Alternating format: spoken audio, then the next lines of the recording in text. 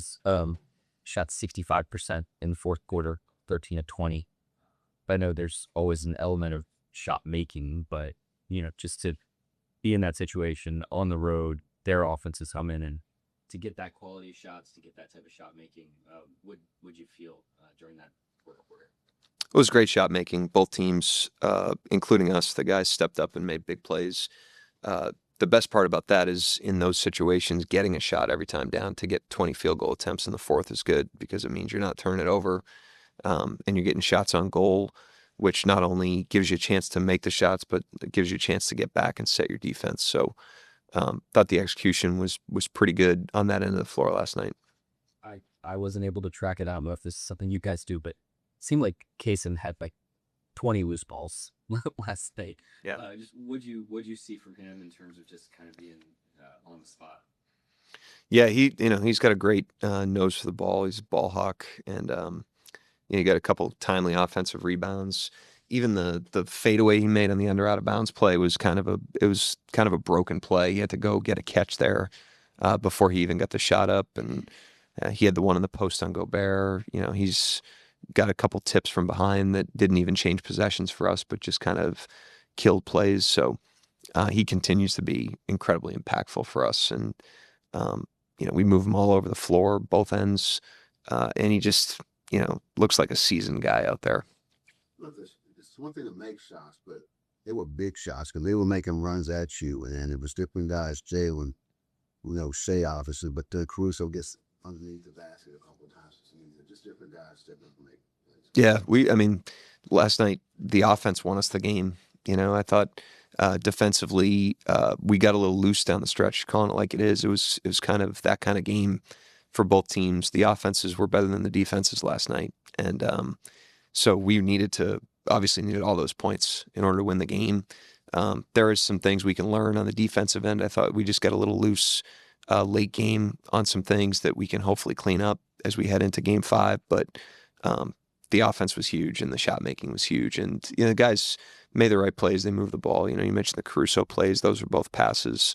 A couple of Jalen shots were from Shea. Chet had one from Shea. So we shared it pretty well too. You guys, I'm sure you chart everything.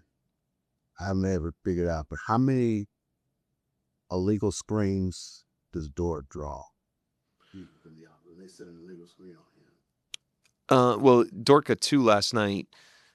His rate's actually down in the playoffs. He hasn't gotten called for as many of them in the playoffs. I think illegal screens generally are down in the playoffs. They haven't called as many of those just by the numbers. But, he's almost like 1 per game over the last few years. He's up there. There was 1 year I think he was over 1 per game. So it's all, Lou's incredibly physical. He doesn't get screened. He does a great job of avoiding screens. He zips under, he zips over. And in order to get him off of the other team's guy, you really have to screen him to contact. And when he's trying to avoid the screen and you have to screen somebody that strong to contact, that's where the illegality comes from. And so it's no accident that he draws them. But he had 2 big ones last night, on the Randall screen and the McDaniel screen. You guys did a great job of limiting shots for Edwards and Randall last game. Obviously can't take away everything to Minnesota, but once you do get the ball out of their hands, what can you do to make things difficult for guys like McDaniels and Nikhil? Yeah, I think that's where we could have been better last night. Obviously we did a good job on those 2 guys and creating a crowd and forcing them to pass the ball on a lot of plays. But the DiVincenzo threes were almost all clean and corner threes. And so there's certain things you live with, if it's like you take away the first part of the play and then you get a late contest, you probably have to live with that against a good offensive team and live to fight another possession. But the ones where like they're standing still in the corner and lining those shots up, they did a great job of making those shots last night. And they also made some tough ones, but the ones that are clean, that's where we can learn, and improve.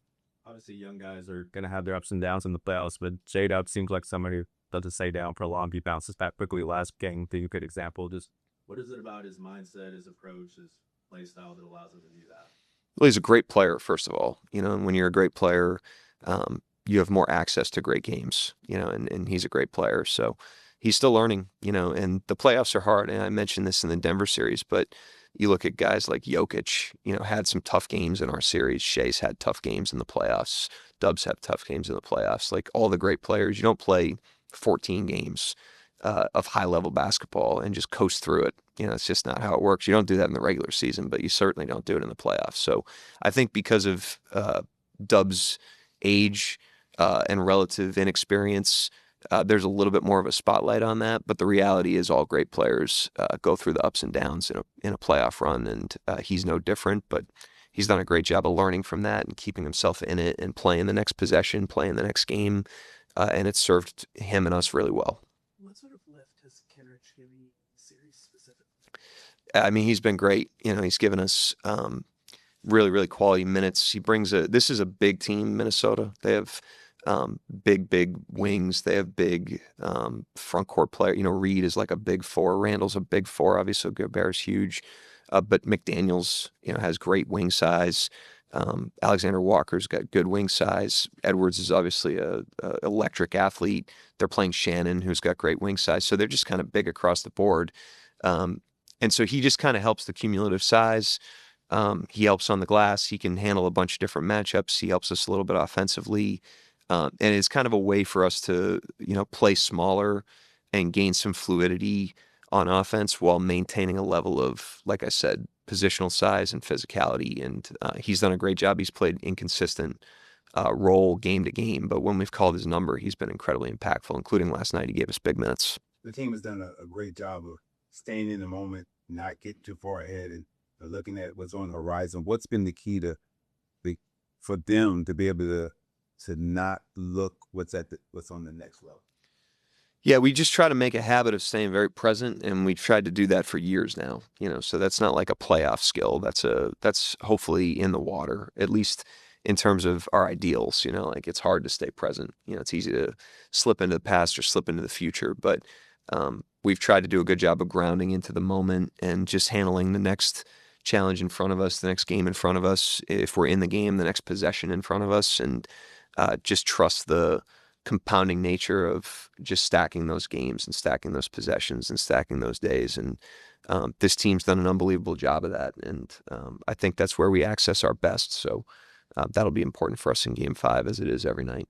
I was about to say, when you're one step away from the eBay finals, is that what you rely on, that history of staying in the moment, knowing you have confidence to be able to go in and no one's going to try to do more than what they normally do? Yeah, I mean, all that matters right now is Game 5. The most important game in the playoffs is always the next one. They're all, heavy, and they all matter a great deal. And Game 5 is no different tomorrow. It's our next challenge in front of us.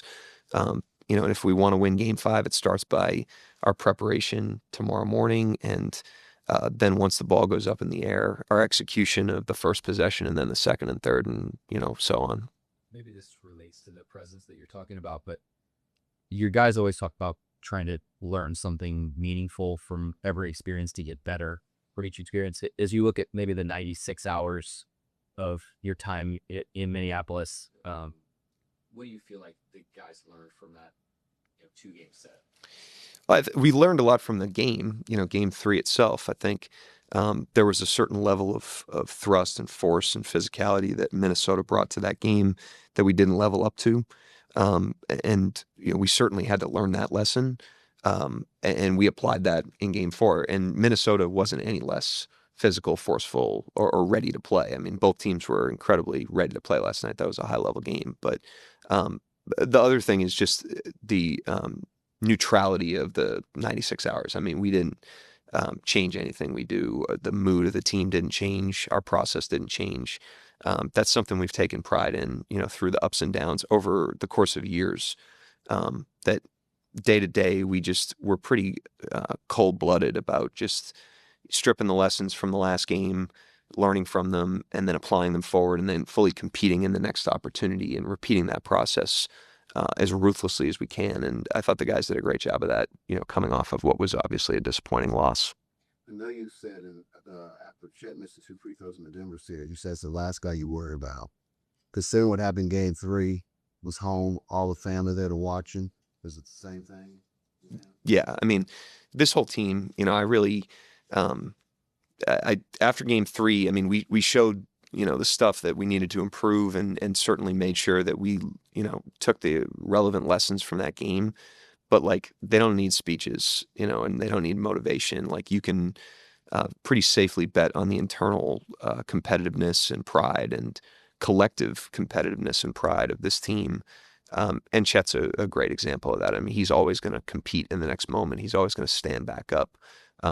He's still growing. He's still learning. He's not perfect, but he's competitive, and so you knew that the juices would be flowing, and he was massive last night. He made some big time plays for us.